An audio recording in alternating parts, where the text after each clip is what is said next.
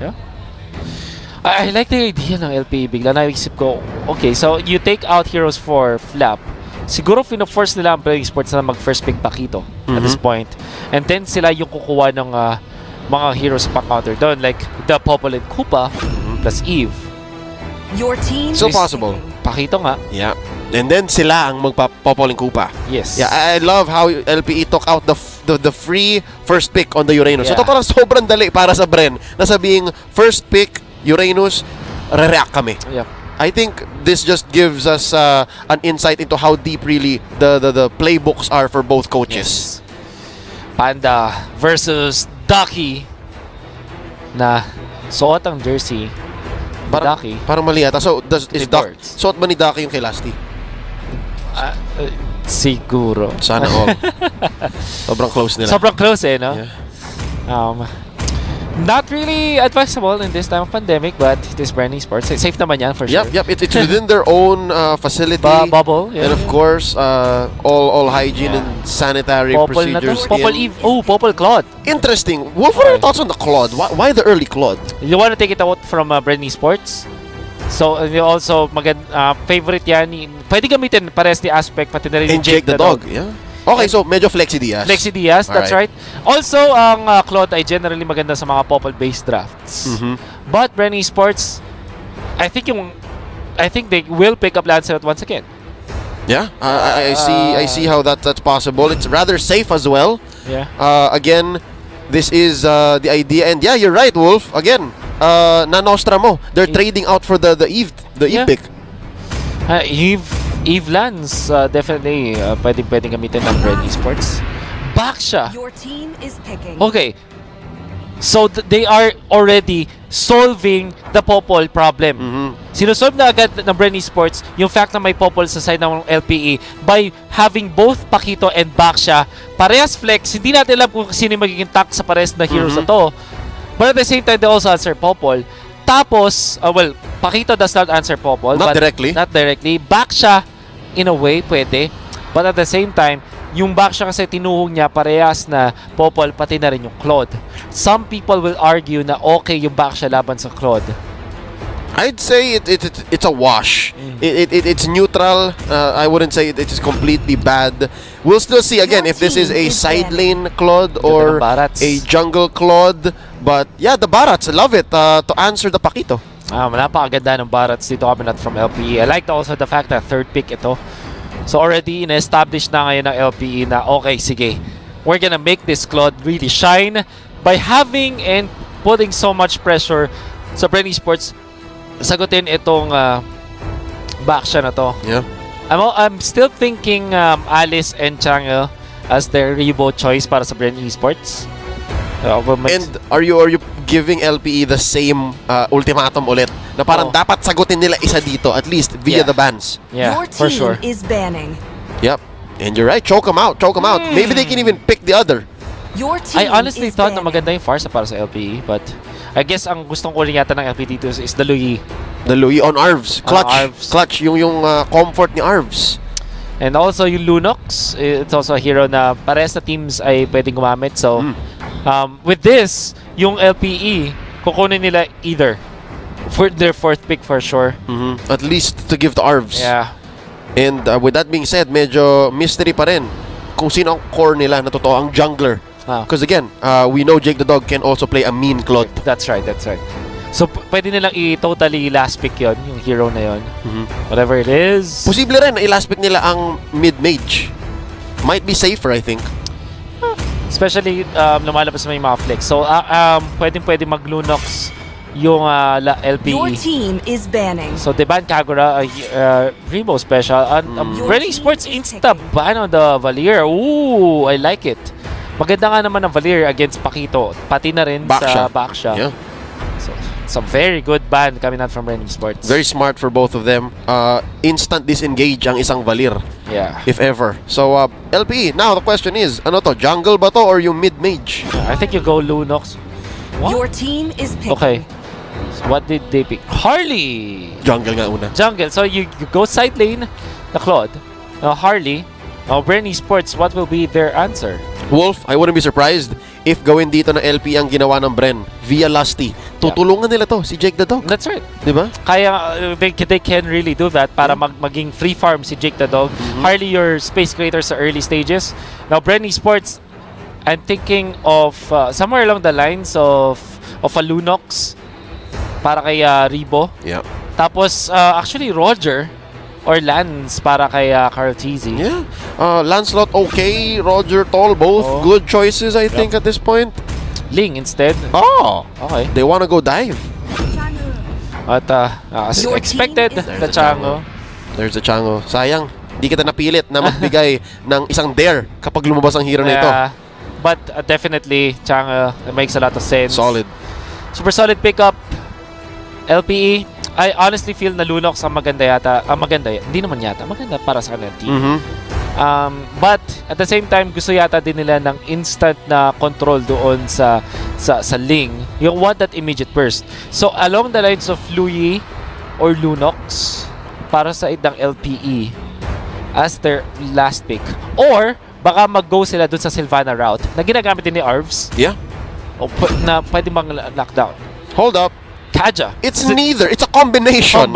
Merong lockdown ni Sylvana, merong magic damage early on ni Louis and Lunox. I like it actually. This is interesting. I think the last time we saw Kaja was yesterday via Onyx Philippines. Yeah. What I do like about Kaja ay ito ang tinatawag natin na Kaja Harley combo na literally lista mo na. I cannot see a hero kahit yung back siya hindi magsusurvive. Yeah. Because of the burst, early stages. At it also imposes yung threat doon sa Ling. Imagine this, yung Ling na hindi ka ganun ka-confident kasi may Kaja palagi na threatening against Bren Esports. I can see that. And again, as the Ling, ang dami mong kinaatakutan eh. Ma-welcome ka ni Detona, makagat ka ni Kupa, di ba? And mahila ka ng isang ibon. Ladies and gentlemen, I think LPE may have found an out here. They may have a free go at game number 3. Like it. It's possible, but Bren Esports, they also have quite comfortable picks. This is just like yung parang ginawa ng Bren Esports. Yun yung ginawa ng Bren Esports kahapon laban sa Onyx PH ng game number 1 ay yung ginagawa na ngayon ng LPE sa game number 2 ngayon. So, yun yung Harley na ang kaibahan nga lang is Bren Esports went for Bane instead of the Claude na alam natin yung Claude meron siyang way to finish the game. So this time, holistic approach coming out from LPE, napakarami nilang panghuli sa Ling. But instead of Roger or Lance, Ling yung pinili nila kasi at the very least may Tempest of Blades na pang out. Si Ling na pang out. Yep. Si Ling. Kung nag-Lancelot or Roger kasi ang Bren Esports, napakadali nila huliin lalo. Yep, mas madaling i-time ang Phantom Execution. Bibilangin mo lang, abangan mo lang sa dulo. Right. But for the Tempest of Blades, it's essentially an iframe. It's a super iframe. Yeah. Right now, laning-wise, Rebo versus Jake, Flap versus Ryota. I feel like Ryota here, definitely sa early stages of the game, mabubugbog talaga siya ni Pacquiao. Yeah. So this time it's Kaja mid lane para sa LPE. Potential choices ay syempre Clock of Destiny or Fleeting Time pero usually nagka-Calamity Reaper ang mga mid na Kaja for the burst. Yep. We might see that. Ang problem nga lang with LPE is hindi nila madaling pigilan ang pag-farm ni Cartesi kasi ang ginawa ni Lusty on this tank back siya, tinulungan niya kasi alam natin ibang mabilis mag-take but eto na. Here we go, Rebo tatamaan ng deadly magics. Might actually survive. Not much damage laid down by Jake the Dog for him. So, bilang zoning, okay din siya para pauwiin si Rebo. Pero mabilis rumisponde si Lusty. At si Carl, check this out. Okay. Papasukin niya sa loob si Jake the Dog. BMI in. Few with us assist. And that's gonna be first blood for Bren. And actually, Jake the Dog opted to go for Flicker. I like it. Yung decision niya para makalabas. Extra mobility. Extra mobility. Kinda makes me think, mahirap pa rin mag-cloud sa laban na to. Imagine this, meron kang back siya, meron ding Pakito. Hindi siya easy go. Yeah. Parang at this point, maybe the Purify would have been better. But just the same, I think Bimo is missing out on a huge opportunity. Kanina ko pa nakita na bakit ka sa bottom bumibisita. I think, again, just an opinion, they need to do what Lusty did for Rebo in game 1. Yeah, kasi eventually yung Barats will not even care about the Pakito anymore. Yeah. That's a matchup na alam natin lalamang yung Barats. In fact, yung Pakito pa yung kailangan mag-react, but now Rebo buying so much time actually. Mukhang ito ang plano ng LP. Instead of sending one to defend, bubugbugin na lang nila ang top lane. Down goes Rebo, traded out for Arvs and Aspect. Lusty surviving. Minamama niya si Jake the Dog. Wala ka pang weapons, wala ka pang items. Jake, kayang-kaya pa kita. Few to the rescue as well. That's all wins for Bren. LPE, pure. Napakaganda nung idea, but poor execution. Merong isang little move na ginawa si Rebo that actually made it so na naging mahirap yung LP. Nahirap yung LP. So instead na paback siya, papunta dun sa base, paangat ang ginawa ni Rebo. Yep. He actually kinrossover niya basically yung LPE. Oo. Yung little move na yun, nag-spend ng sobrang daming oras yung Bren Esports, duly punished ng LPE afterwards. Para may time rumisponde ang mga tropa ng The GOAT. Love it. Ladies and gentlemen, already about 1,000 gold ahead ang Bren Esports dito. Lusty looking for one. Matatalunan dito si Arvs, Ryota to the rescue. Bimo answering back as well. May trap siyang linagay doon sa bagong brush na pumasok. Nice effort for Bren to just zone out LPE for the first turtle of the game. The classic movements coming out from Bren Esports, si Lusty and si Flap TZ. Kahit ano yung matchup ng heroes nila, ang kailangan lang nilang gawin ay mang zone out. They also have the added flavor na nandun si Few kahit hindi na nga kinailangan yung real world manipulation. Yung crystal pa lang already giving them vision. At si LPE hindi rin ready nung time na yun. Do take note, LPE, malakas sila pang pick-offs with their mid lane composition. But when it comes to team fights around turtles, mas madali ang buhay ng Bren kasi napakarami pang zona to. Yep! Tatalunan ni Lusty ang isa. Few puts in the final blow. Maisahan dito. Arvs na pick off. Lusty gonna get out of here. Back siya, popping the Puissance and magre-recall. So, Wolf, because of the innate advantage of the rotations on Bren, parang silang nagmumukhang pick off lineup. Yeah. Lalong-lalo kasi yung movement sa LP, ang dali nila ma-punish. However, do take note, it's still Jake the Dog Claude. Na-late lang siguro ng few seconds, but it is still Demon Hunter Sword before the 5-minute mark. At may fleeting time na ngayon si Arvs. If there's anything, kailangan ma-pressure na ng LPE. Gamitin na nila itong mga items na to. Mamaya, hindi na ganun ka-effective. Kumbaga, mapapanis na yung kanilang timing, kanilang items.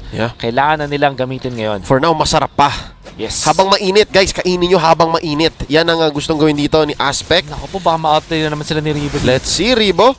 Lalagyan ng trap dito ni Bimo. Mavaview. Oh, nice! Okay. Divine Judgment dito ni Lusty.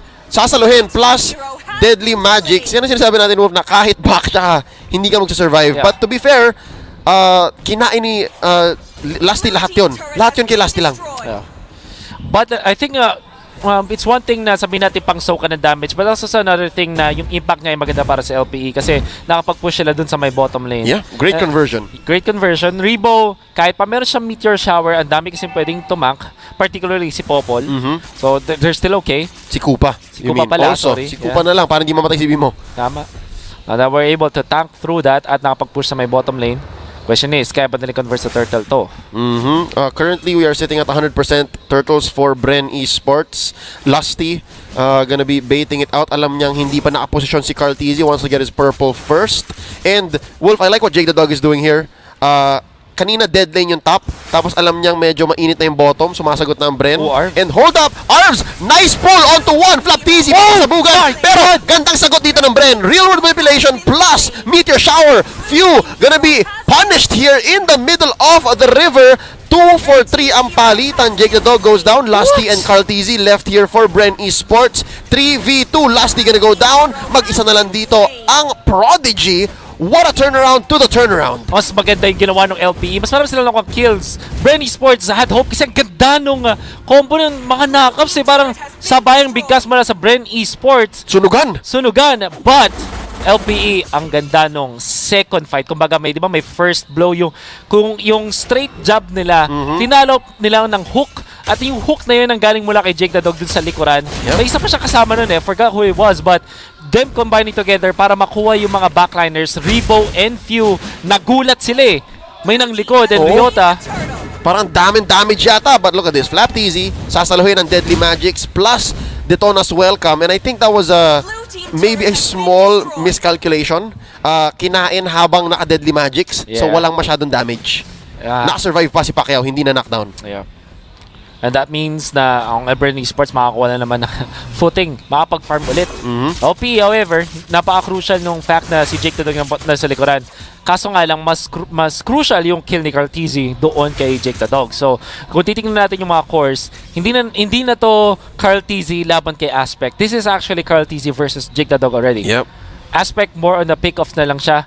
Siya na yung gagawa ng carpet para lakaran ni Jake Tadog later on. So, now, it's gonna be critical for both teams. Yeah. Linuluto ni Aspect, pero si Jake mamayang kakain. That's right. Let's see. Again, BMO is also very instrumental dito. Napaka-importante ng ginagawa ni BMO para hindi ma-face check ang dalawang core niya. Flaptizi picking up the Bloodlust Axe. Lusty, naghahanap ng engage. I-clear muna sa baba. Glowing one coming out from Rebo. It's gonna be scary! Oh! Papasok! Mahihila! Phew! Nakapaglabas pa ng real revelation, but he gets picked off as well. Down goes Bimo. Arvs traded out. Papasabugin dito si Aspect. Out! Sabi ni Jake, out! Not a good place. Man, I just can't believe how genius Cartesi is sa pagbato niya ng... Bihira kasi, pag nakakita tayo ng Ling, parang hindi na nga tumatama yung knock-up eh. Yung normally kasi, when you pop the ultimate, parang nangyayari na lang is either defensive, rarely siya naging offensive, at rarely siya ginagamit for knock-up. Oh, Flaptizi with a dodge, by the way. Sparring sila. And I wanna take note, yung knock-up na nagawa ni Cartesi, nagawa niya kasi hinintay niya na mawalan ng dash or ng way para makapag-ating mga members sa LPE. Therefore, making it na sobrang sulit nung Tempest of Blades. Yep. Bihira na tayo makakita niyan. Yep. Again, what was that? Season 5? Huli natin kita ng mga offensive Tempest of Blades. These days, usually, it will only equal to 1 kill or pang-out nung Ling. And Chango dealing the damage already. Hindi niya ganun kasulit yung pagkagamit ni Rebo kasi maganda rin naman yung pwestuhan ng LPE. Pero yung secondary fight, dun lumalamang yung Bren Esports. Kumbaga, sa unang suntukan, yung LPE, hard punch talaga. Pero pag hindi nila na-knockdown agad yung opponent, nakakapag-counter punch yung Bren Esports. Yep. Parang haymaker ang hanap na LPE. Dapat, kung ma-knockout kita dito, okay. Pero kung hindi, nako, babawian mo ako ng 3-hit, 4-hit combo. Jab, straight hook. Mabigat, mahirap. And that's what Bren Esports is bringing here. Their uptime is so high. Specifically also because of the Paquito. Manny Pacquiao. Diba? Sakto, we're talking about punches here. And right now, mas maganda lang din ang rotational power. Again, another punching reference ng Bren Esports given na mas mobile sila. Ang maganda lang dito sa LPE, kita naman dapat nila, again, because of the Popoling Kupa. But when it comes out to when and where, Ling, back siya, Bren ang nagsasabi. They have the tools pa rin naman. I wanna say, kahit nagdidikta ngayon ng mga team fights, definitely is Bren Esports sa counter punch. Pag ang Laos Playbook Esports ay nakahanap ng magandang openings, take note Kaja, Harley, and the Barats. Heroes that can definitely kill. Kahit gano'ng kataas ang farm ni Cartesi, mamaya, kayang-kaya siyang patayin ng side ng LPE. So, this is still not over. I'm still seeing LPE's chances.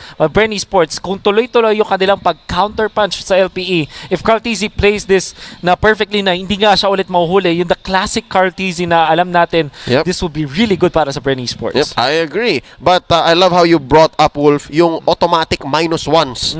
-3 technically ng LPE, di ba? Harley, pipili lang ng isa, Deadly Magics. Until now, wala pa rin totoong sagot sa suppress, di ba? Ng isang Divine Judgment ng Kaja. And then you have the Detona's Welcome na pag nakita mong, naghahanap ng target, lalayo kayo, magdi-disperse.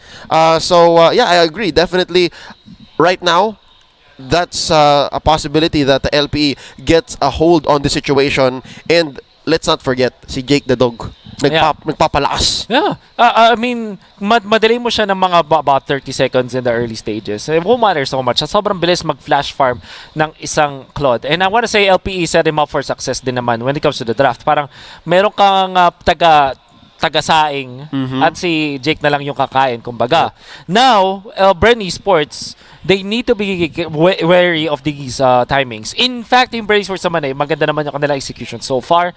And they're winning when it comes to the caches. LPE, they have to be more careful ngayon. Mas kailangan yung resource management ng LPE ay mas maganda kumpara sa Bren. Kasi yung Bren, napakadaling magdepensa on their side. Look at this. Chang'e, Eve, kapag hindi nakakuha ng wipeout ang LPE, mahirapan silang tumapos ng laban. I'll agree. Wave clear, Bren Esports has it in spades. LPE, nahihirapan pa. And now look at this, ang ganda ng disiplina ng LPE. Alam nilang pwede nilang hilahin si Lasty for a clean wipe, clean pick off. Pero alam nilang hindi yung tamang target. Yeah.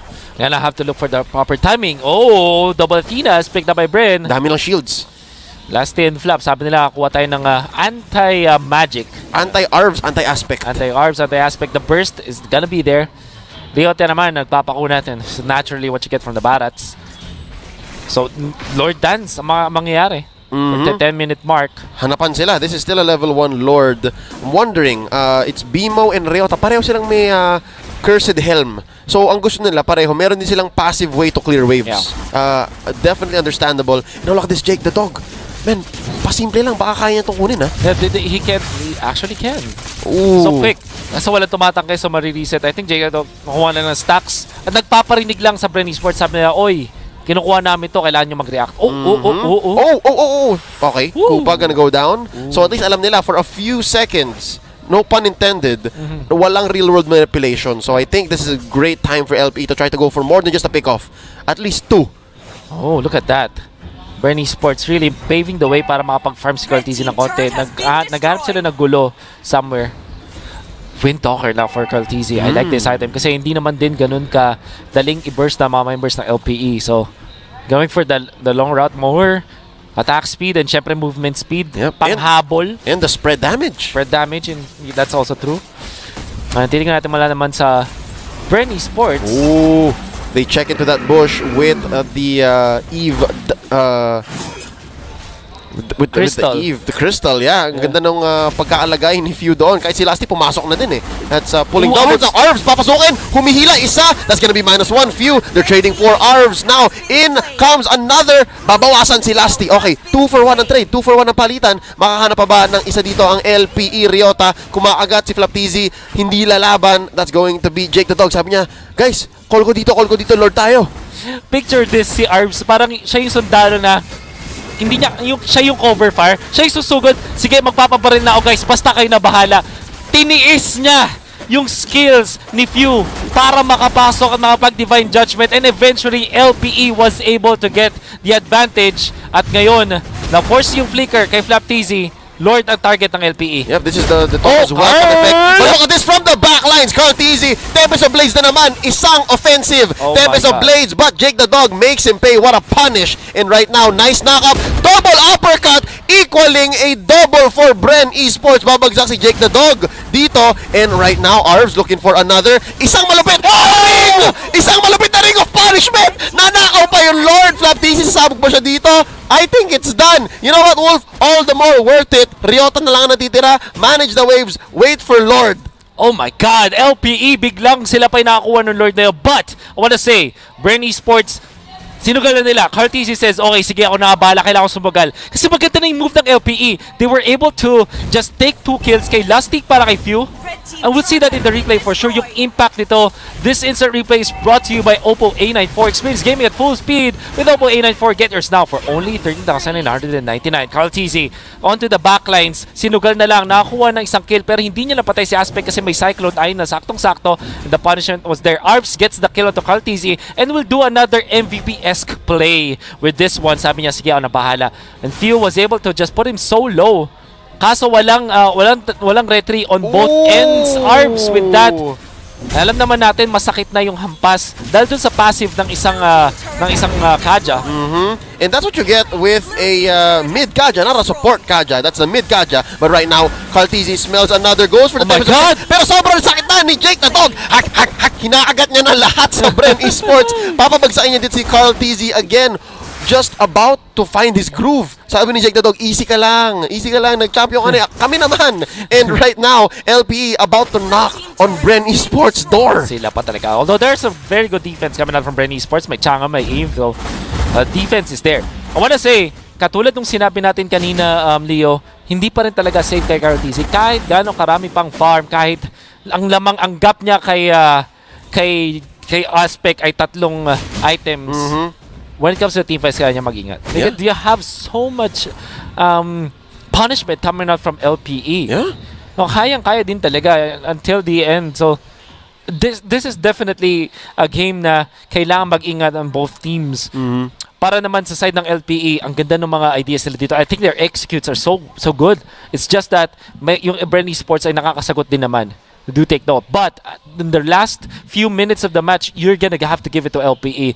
Discipline para kay Jake the Dog. Arvs with the tapang plays. Siya yung pinakamatapang yata na kadya na makikita natin sa ngayon. Yeah. And it's okay kahit mamatay siya. And it's okay to pop the ultimate when you're making these plays na alam mong kailangan mo ng isugal. Yeah. At yung mid laner mo na si Arvs ay ganun, gonna have to give it to him.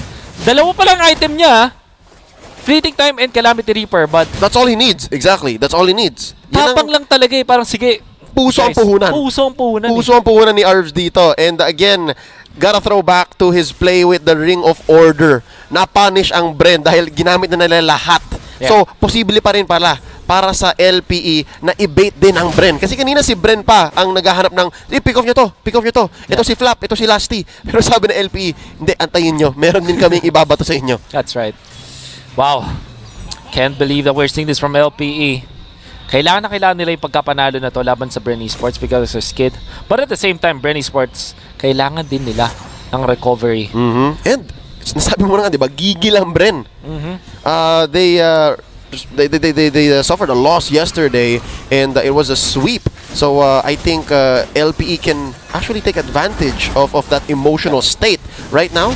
This is gonna be another engage. Arvs here, hindi pa siya ganun katapang. Now, real manipulation, pushing them back from the back lines. Nako po, that's going to be one. Carl Tizzy taking down Jake the Dog. This might be the turnaround Bren Esports is looking for. Arvs, medyo mababa. Bimo, mas-shutdown na rin dito. Carl. Oh no, ni Lasty and Carl Oh my Tizzy. God, Hold Aspect! up! Nice play by Aspect. Outplayed. Oh my God! I may. Now, Flaptizzy gonna look for the knockout and he finds it. Ryota na lang ang natitira.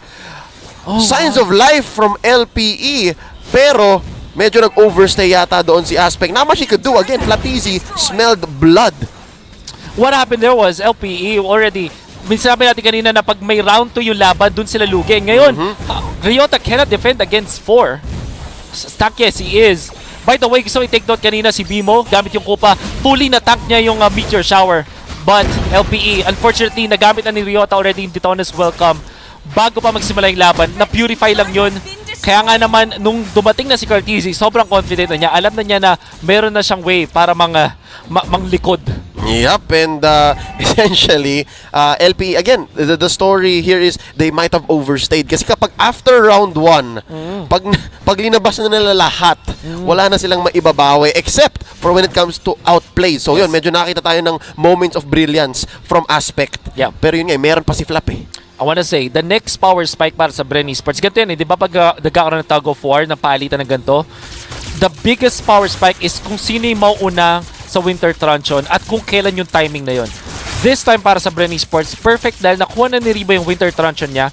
Eventually, I think Carl Tizzy will pick up something similar. Siguro, Wind of Nature, or Winter Truncheon himself, pwede yun. Or, this time is Immortality. Actually, pinakamagandang choices among those three yata is the Immortality. Yep, especially when we reach the 20-minute mark. Now, Arvs though, papasabugin ni Flaptizzy. So that's a Divine Judgment out of the equation. Jake the Dog gonna be using the Blazing Duet from the backline, trying to clear this assault from Bren Esports. Oh, sabi ni Ryota, welcome, sabi ni Detona, and that's going to be a flicker out. Back out, sabi dito ng LPE now. That's gonna be Bren all in. Buo pa sila, all 5. Nabawasan ng isang LPE. Libreng Lord to. Libreng Lord for sure. Unless, wait 30 lang. seconds Arvs. Wala si Arvs. Oo, si Arvs. Taganakaw. Oo, yun ang kailangan eh. But Aspect is here. Oh, tingnan ang LPE ba? LPE, I don't think you can. Tingnan mo yung pwesto ni Flaptizzy. Nauna siya dun sa pwestuhan. So it won't matter so much. Easy Lord para sa Bren Esports. Yep, medyo inambahan lang ng LPE. Pero Bren Esports, ever the wiser, the experienced team here against the qualifiers team that LPE is. Alam nila yung galawan eh. Bren Esports, they expected at least 1 or 2 from LPE to try to go for the seal kasi nakaramdam na sila ng nakaw kanina Exactly. eh. Not this Luminous Lord. Not gonna happen para sa Bren Esports. Red team The turret items are has been really destroyed. piling up. Nagkakaroon na tayo ng malaking problema para sa LPE.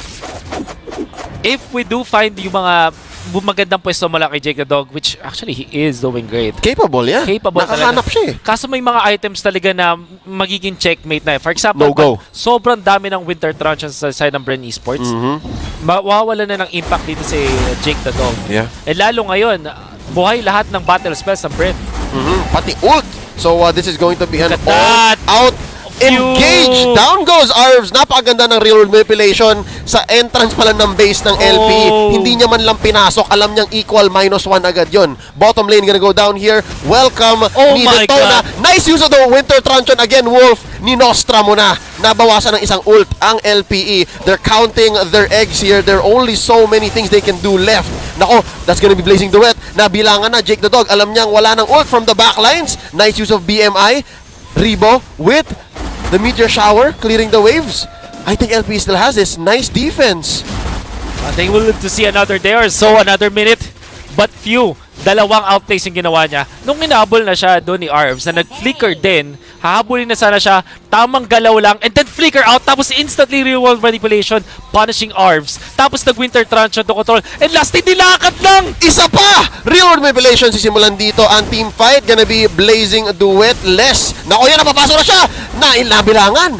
Nabilangan kaso nakakataas din ni Jake the Dog will be able to run away. Napag-regen. Kamunti ka pa matunaw nung apoy, glowing one, but my God. Ganda, binilangan ni Jake the Dog. Sabi niya, Tempest. Okay, Blazing Duet. And now, see here, Wolf, 20 minutes past. Nagsimula na ang 1 minute up death timers.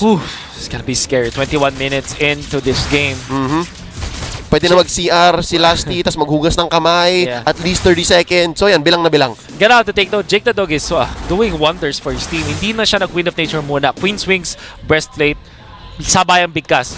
DHS finally picked up by Ling, si Cartesi. Gusto ko yung Immortality. I think it's much better choice instead of the Wind Talker. Sorry, the Wind of Nature o kaya yung Winter Truncheon. Pero yung Winter Truncheons parehas kay Few, pati na rin kay Rebo. That's so perfect. Looking at Lusty, Blade Armor, yun naman talaga yung value item dito laban sa mga members ng LPE. Yep, you're gonna be shredding down Jake. You're gonna be shredding down BMO. And eventually Aspect na bumibasic na rin at this point. Late game na tayo eh. So hindi na ganun kaganda ang full combo ng kit ng isang Harley. So he has to turn into a secondary marksman. So yun, Blade Armor, napakaganda. Lusty, even if it does equal to a pick-off like this potentially, masakit pa rin, mababawasan ang mga buhay. BMO, papasabugin dito, Rebo gets him. And again, that's a easy pick-off, 65 seconds. Pero may trade. Flap Teasy, mabubuhay ka ba, Jake the Dog? Putting in a few hits, and he survives! Just a little bit more at Isang hinga. makakuha na eh. But Jake the Dog, wala rin kasi siyang, hindi siya full stacks nun eh. Yung kayang Art of Thievery, kaya naman hindi na niya pinilit. And, wise decision by the way. Yung LPE, nag-set up sila ng Death Brush dito sa may bandang purple buff. Nandoon si Aspect, yung Kaja Harley combo sana. But Lusty was the first one to be there. And nisip ng LPE, dahil may immortality si Lusty, and the fact na back siya tapos like 5 defensive items, hindi worth it. And it definitely wasn't. Yep, let's see. Jake the Dog, Naku, medyo dito mama na naman. forward yata. Pero ito, online si Arvs ha. Meron siyang Divine Judgment dito. Meron siyang DJ. Tingnan natin kung waka-chaka si Lusty. Ryota from the back. Tatamaan ng Crystal ni Few. This is great zoning from Bren Esports. Libreng-libre. What a position. Look at that. The 5-man positioning of Bren Esports. Ano yan? Pentagon offense. Pentagon defense, offense, perimeter. Whatever you call it. Ang perfectly. Na-checkmate nila yung LPE kasi walang points of entry. No safe goes. Delikado, either way. Rebo now picking up the wings, the blood wings. Makunat na, hindi na madali. Even with the combo, das may Winter Truncheon pa siya. Napakahirap na i-1 si Rebo. Ang dami. Mala X-Borg yung light bar niya. Exactly. Ang dami. Here we go. Poisons early on by Lusty gonna go in. Real world manipulation. But sasagot si Jake the Dog ng Blazing Duet. Pero papasabugin siya ni Flap Teasy. The knockout by Pacquiao. Bimo looking low. Tempest ablaze by Carl Teasy. They're wailing at the base. Ladies and gentlemen, this might be it. Pero boy pa yata from the backlines. Lusty taken out by Aspect. Carl Teasy boy pa. Gonna back out. Flap Teasy knocking up 3. Gonna be able to go for the defense. Few. Tinamaan ng Deadly Magics pero buhay pa siya. He's gonna survive. They're gonna go for the first push. Round 2 daw. Let's see kung may bawi dito ang LPE. Aspect bumili ng potion dito. Kaya niya pa ba? Oh no. Wolf, masyado na itang malakas yung mga minions. Yeah. Oh, space escape. That's gonna be it, ladies and gentlemen. Bren Esports. Massive sweep ang LPE. This winning moment is brought to you by Head and Shoulders. Put your game face on and finally say goodbye to those awkward #itchagg moments. Thanks to Head and Shoulders. 100% dandruff-free and itch-free. Now, mas babango pa. And that crucial knockup in double uppercut coming out from